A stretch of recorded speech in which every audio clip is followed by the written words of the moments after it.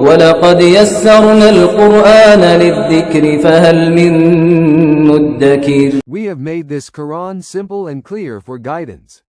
Who will step forward to receive its light? Dear learners, in this lesson, we will discuss important Arabic pronunciation symbols, also called diacritics, which play a major role in correct pronunciation and word formation in the Arabic language. These symbols help learners read Arabic accurately, understand sound patterns, and pronounce words more clearly and fluently. Let's start the lesson. In Arabic pronunciation symbols, we have short vowels, also known as Harakat, which we already discussed in our Arabic Alphabet series. However, we need to revisit them because they are among the most important marks in Arabic pronunciation and word formation. These symbols help learners pronounce words correctly and read Arabic more accurately. So, let's begin by reviewing these essential pronunciation marks and understanding their role in Arabic phonology. In short vowels pattern, we have Fatḥah representing sound like a, ah, ah,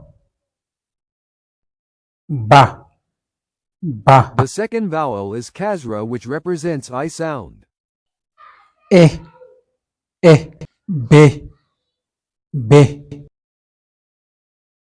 The third short vowel sound is Ḍammah, which represents U or O sound. o, bo, bo, The second symbol is called sukun. Sukun means stop. It represents the absence of a vowel sound, or in other words, the consonant is vowelless. For example, from, waja, waj, from, ya, da, yad, ja, jaj. The third mark or symbol is tanween. Tanween means nasal vowel ending sound representing a common noun initially. An, in, un,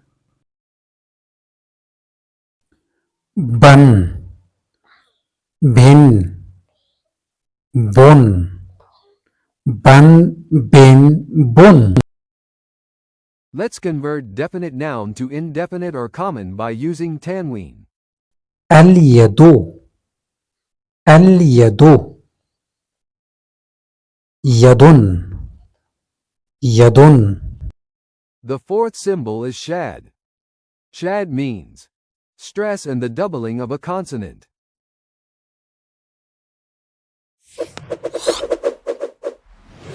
أباب أب.